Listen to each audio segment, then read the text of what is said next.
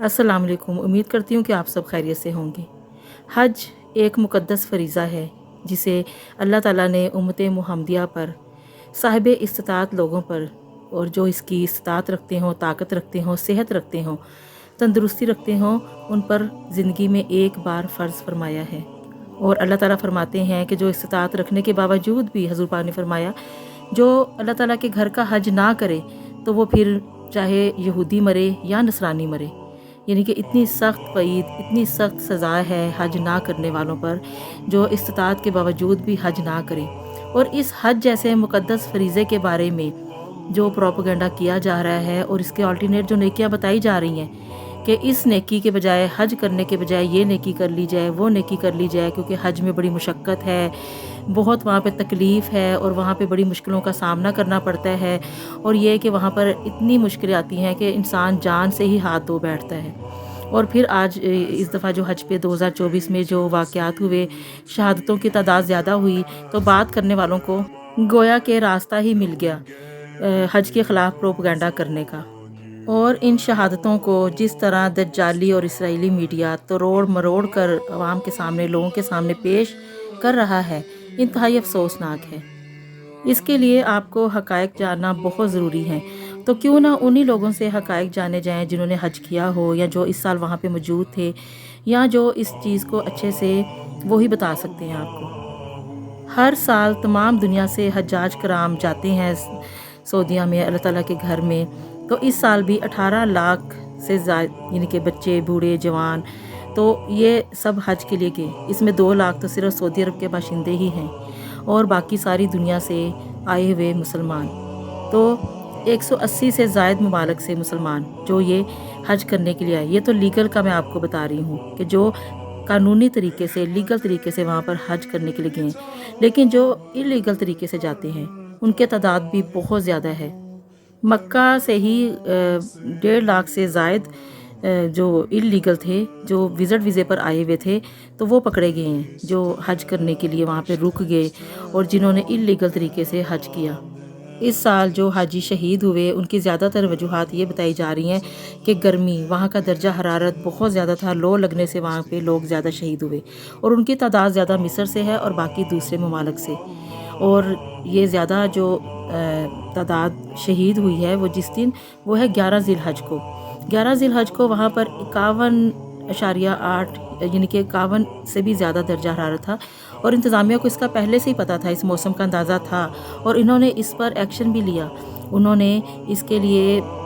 मुकम्मल इंतज़ामात किए कि गर्मी और लो से बचाने के लिए हाजियों को जो जो सहूलियात दे सकते थे वो उन्होंने देने की भरपूर कोशिश की। और हमने हज से पहले भी काफ़ी व्लॉग्स में देखा, और वहाँ पर वो जो लोग हैं, वहाँ के एक मालिक अब्दुल फरीद साहब हैं, उन्होंने भी दिखाया कि सड़कों को कवर किया गया था ऐसी चीज़ से कि जिससे ठंडी रहें सड़कें और उसकी हीट जो है वो ज़्यादा लोगों को ना पहुँचे। और जगह जगह ठंडे पानी के इंतज़ामात और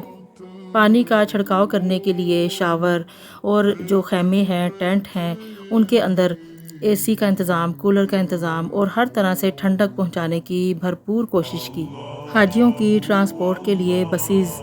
और जनरेटर का इस्तेमाल, हेलीकॉप्टर, एम्बुलेंस, हर तरह की यानी कि उन्होंने कोशिशें की देने के लिए, इनको सहूलियात देने के लिए। और जो ज़्यादा शहादतों की वजह बताई जा रही है वो गर्मी की वजह से और उम्र रसीदा जो बुज़ुर्ग हजरात ज़्यादा हैं उनकी शहादत की वजह ज़्यादा बताई जा रही है। और इसमें यही है कि पानी की, नमकियात की कमी। और सबसे बड़ा जो हज में इंसान जब जाता है तो उसमें जो सबसे मेन अहम बात है वो ये है कि उसको मुकम्मल हदायत लेकर फिर आना चाहिए हज पे। उसको हर तरह की मालूमात लेकर, हर तरह की हदायत लेकर उसके साथ वो हज करने आए। इसके बगैर हज पे आना ऐसे ही है जैसे मौत को दावत देना। अब बुज़ुर्ग हजरात के बारे में भी ज़्यादा ये प्रोपेगेंडा किया जा रहा है कि इतने बुज़ुर्गों को हज पे भेजने की क्या ज़रूरत थी, और अगर थी तो कोई साथ में उनके कोई जवान बंदा भी आता, उनको अकेले ना भेजते। तो इसके लिए 2 बातें आती हैं सामने। एक तो ये कि जो गरीब ममालिक हैं जैसे पाकिस्तान, इंडिया वगैरह जैसे ममालिक, अब हमारे पास तेल के कुएँ तो है नहीं कि जो हम बहुत ज़्यादा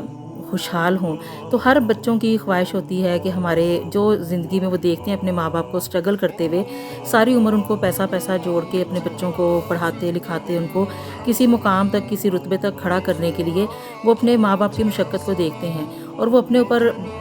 ماں باپ بجائے پیسہ لگانے کے وہ اپنے بچوں کے اوپر لگاتے ہیں۔ اور جب بچے پھر دیکھتے ہیں ان ساری قربانیوں کو، مشقتوں کو، تو ان کی دل کی ایک ہی خواہش ہوتی ہے کہ جب ہم اس قابل ہو جائیں گے، اللہ تعالیٰ ہمیں اتنا دے تو ہم کسی قابل ہو جائیں تو ہم اپنے سب سے پہلے اپنے ماں باپ کو حج کروائیں گے۔ اب اس میں دو باتیں آتی ہیں کہ اگر تو ان کے پاس اتنا پیسہ ہو کہ وہ خود بھی ساتھ میں حج کر سکے جا کے، تو وہ اپنا بھی اور اپنے ماں باپ کو اپنے ماں باپ کو اپنے ساتھ لے کے جا کے حج کرتے ہیں۔ اور جن کے پاس اتنا نہیں ہوتا، کہ وہ آپشن نہیں ہوتی، کہ وہ ان کے پاس صرف اتنا ہی ہوتا ہے بجٹ کہ جس میں وہ صرف اپنے ماں باپ کو بھیج سکیں، تو ان کی سب سے زیادہ خوشی یہی ہوتی ہے، مراد یہی ہوتی ہے کہ ہم اپنا کچھ نہ کچھ ریٹرن کر سکیں، کہ ہم اپنے ماں باپ کو خوشی دے سکیں، ان کو اللہ کے گھر کی زیارت کروا سکیں، اسی لیے وہ ان کو حج پر بھیج دیتے ہیں۔ تو اس کے لیے یہ کہنا کہ بزرگوں کو کیوں بھیجتے ہیں، کیا ضرورت ہے بھیجنے کی، یہ بالکل غلط ہے، کیونکہ ہر ایک کی خواہش ہوتی ہے اللہ کے گھر ایک دفعہ جانے کی، ضرور کہ وہ جائے۔ تو اسی لیے، اور یہ بجٹ پہ ڈیپینڈ کرتا ہے، تو یہ ہر مسلمان کی خواہش کے مطابق اس کو بھیجا جاتا ہے۔ تو اس میں گنجائش کی بات ہوتی ہے، اگر کسی کے پاس گنجائش ہو تو کبھی بھی لمحہ ضائع کیے بغیر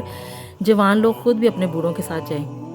تو موت کا وقت مقرر ہے، وہ جہاں پر آنی ہے وہیں پر آنی ہے۔ تو کتنے ہی بزرگ ہیں جو باحفاظت حج کر کے واپس آئے ہیں، اور بس ان کی لکھی تھی، اسی لیے وہاں پر اللہ تعالیٰ نے ان کو اپنے پاس ادھر ہی رکھ لیا۔ اب اگر بات کی جائے انتظامیہ کی، تو انتظامیہ کی بات یہ ہے کہ انتظامیہ جتنا انتظام کر سکتی تھی انہوں نے پورا کیا۔ اب یہ 11 ذی الحج کو جب 51 یعنی کہ ڈگری سینٹی گریڈ درجہ حرارت تھا، تو اس موسم کا اندازہ کرتے ہوئے ہی انہوں نے منع کے جو دروازے ہوتے ہیں رمی کرنے کے لیے، جمرات کی طرف جو جانے کے لیے ہوتے ہیں، وہ انہوں نے 11 بجے ہی بند کر دیے، اور 11 سے 3 بجے تک انہوں نے بند رکھے۔ لوگ حاجی ان سے بحث کر رہے ہیں، لڑائی کر رہے ہیں کہ آپ دروازہ کھولیں، کیونکہ وہ کہہ رہے ہیں کہ افضل ہوتا ہے زوال کے فوراً بعد رمی کرنا، جمرات پہ جانا، لیکن افضل کے چکروں میں اب انسان اپنی جان سے ہاتھ دھو بیٹھے، تو یہ بھی تو نہیں ہونا چاہیے۔ تو اسی لیے انہوں نے وہ جتنا کر سکتے تھے کہ انہوں نے دروازے کھولے ہی نہیں، انہوں نے 11 بجے سے لے کر 3 بجے تک دروازے بند رکھے، تاکہ جب 3 بجے کے بعد موسم تھوڑا سا بہتر ہو، مناسب ہو، تو پھر یہ لوگ جائیں رمی کرنے کے لیے جمرات کی طرف۔ اب لوگ ضد کرتے رہے کہ خیموں کے ٹینٹوں کے دروازے کھولیں، لیکن انہوں نے سورج کی تپش کم ہونے کا انتظار میں دروازے بند رکھے۔ تو اب جو انلیگل لوگ ہوتے ہیں، غیر قانونی طریقے سے گئے ہوتے ہیں، وہ سڑکوں پر ہوتے ہیں، کیونکہ وہ غیر قانونی ہوتے ہیں، ان کو حکومت کی طرف سے کوئی سہولیات نہیں، نہ تو وہ ان کے پاس ٹینٹ، نہ کوئی خیمے، نہ کوئی کھانے پینے کا انتظام، نہ کوئی اے سی، نہ کوئی کولر، کوئی اس طرح کے ان کے پاس انتظامات نہیں ہوتے، تو وہ سڑکوں پر ہی پڑے ہوتے ہیں۔ تو ان کی وجہ سے وہ خود تو شہید ہوئے، خود تو وہ ان کو مشکلات کا، تکلیف کا سامنا پڑا، لیکن ان کے ساتھ ساتھ جو لیگل تھے، جو قانونی طریقے سے آئے ہوئے تھے، ان لوگوں کو بھی مشکلات کا اور پریشانیوں کا سامنا کرنا پڑ گیا۔ اب اس میں اگر کہا جائے کہ یہ انتظامیہ کی غفلت ہے، تو یہ انتظامیہ کی غفلت نہیں ہے۔ انتظامیہ کی غفلت تب ہوتی جب خیموں میں یا ٹینٹوں میں آگ لگ جاتی، اس کو کوئی روکنے والا نہ ہوتا، لائٹ چلی جاتی، پانی کا انتظام نہ ہوتا، لائٹ جانے کی وجہ سے دم گھٹ جاتا، لوگوں کو آکسیجن صحیح فراہم نہ ہوتی، پانی نہ ملتا، وقت پر ایمبولینس نہ ملتی تو موت ہو جاتی۔ تو یہ انتظامیہ کی غفلت تھی۔ اگر آگ لگ جاتی اور وقت پہ نہ آگ بجھائی جاتی تو یہ انتظامیہ کی غفلت تھی۔ تو وہ جب لوگوں کو منع بھی کر رہے ہیں اور لوگ پھر بھی بات نہیں مان رہے، ہر جگہ جگہ شرطے کھڑے ہوتے ہیں، رضاکار خدام اپنا کام کر رہے ہوتے ہیں، اور وہ چیخ چیخ کر سارا دن لوگوں کو کہتے رہتے ہیں حاجی طریق، حاجی طریق، لیکن لوگ سمجھتے نہیں ہیں، اور وہ ان کو نظر انداز کرتے ہوئے چلے جاتے ہیں۔ تو ایون کہ جو شرطے خود ان کو سنبھالتے سنبھالتے نڈھال ہو جاتے ہیں، اور وہ بیچارے خود بدحالی کا شکار ہو جاتے ہیں۔ جب لوگ راستے میں رک جاتے ہیں، کہیں بیٹھ جاتے ہیں، سامان رکھ لیتے ہیں، لیٹ جاتے ہیں، تو وہ راستہ تنگ ہو جاتا ہے، ہجوم بھر جاتا ہے، اور پھر وہ گھٹن ہو جاتی ہے، اور گھٹن کی وجہ سے گرمی زیادہ بڑھ جاتی ہے، اور اس طرح زیادہ لوگوں کی موت واقع ہوتی ہے۔ اب اگر اس سڑک سے 1000 بندہ گزر سکتا ہے، لیکن وہاں پر لوگ رک گئے، بیٹھ کے سامان رکھ لیا، وہاں پر کوئی بیٹھ گیا، کوئی لیٹ گیا ہے، کوئی کسی نے سامان رکھ دیا وہاں پہ تھوڑی دیر آرام کرنے کی غرض سے، تو وہ جو 1000 لوگوں کی جگہ تھی وہ سمٹ کر 500 بندہ تک محدود ہو گئی۔ اب جو پیچھے سے 2-3 ہزار بندہ آ رہا ہے تو وہ کہاں جائے؟ تو وہاں پر جب وہ پھر رش پڑے گا، وہیں پہ پھر حادثات ہوں گے اور موت واقع ہوگی۔ اسی لیے شرطے جو ہوتے ہیں، خدام جو رضاکار ہوتے ہیں، وہ کہتے رہتے ہیں کہ آپ چلتے رہیں، رکے مت، چلتے جائیں چلتے جائیں۔ تو لیکن جب یہ رکنے کی وجہ سے اور کچھ اس طرح کی چھوٹی چھوٹی معمولی غلطیوں کی وجہ سے بڑے حادثات کا شکار ہونا پڑتا ہے۔ اور دوسرا جو پروپیگنڈا کیا جا رہا ہے کہ تصویریں دکھائی جا رہی ہیں سوشل میڈیا پر، بہت زیادہ وائرل ہو رہی ہیں کہ مردے پڑے ہوئے ہیں، لاشیں پڑی ہیں، شہید پڑے ہوئے ہیں، لیکن ان کو کوئی ایمبولینس سے نہیں پہنچ رہی وقت پر، ان کو کوئی اٹھانے والا نہیں ہے۔ تو اس کے لیے بھی یہ ہے کہ وہاں پر وہاں کے جو جنہوں نے آنکھوں سے دیکھا حال، جو وہاں پہ موجود تھے اس وقت، وہ یہ بتا رہے ہیں کہ ایک طرف شہید پڑا ہوا ہے اور دوسری طرف بیمار ہے، کوئی ایسا بے ہوش ہوا ہے جس کو فرسٹ ایڈ کی ضرورت ہے۔ تو پھر انتظامیہ کی سب سے پہلی ان کی یہی ہوتی ہے کہ ہم اولین ترجیح ان کی یہ ہوتی ہے اولین کہ ہم لوگ پہلے جو زندہ ہے اس کو بچائیں، پہلے ہم جس کی جان کو خطرہ ہے ہم اس کو سب سے پہلے فرسٹ ایڈ دیں اور اس کو ہم لوگ اس کی جان کو بچائیں، کیونکہ شہید ہونے والا تو شہید ہو گیا، اب جو ایکسپائر ہو گیا ہے اس کی طرف وہ بعد میں آئیں گے، پہلے وہ ان کو جا کے بچائیں جو لوگ بے ہوش ہیں، نڈھال ہیں،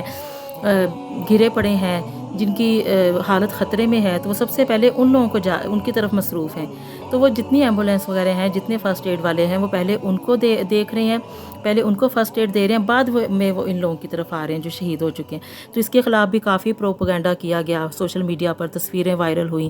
کہ کوئی وہاں پہ پرسان حال نہیں ہے اور شہیدوں کو دیکھیں کتنی ان کی بے حرمتی ہو رہی ہے، ان کو کوئی اٹھانے والا نہیں ہے، جبکہ زندہ انسان کو بچانا زیادہ ضروری ہے، اس کو فرسٹ ایڈ دینا زیادہ ضروری ہے۔ مختصر یہ کہ حج ایک مقدس فریضہ ہے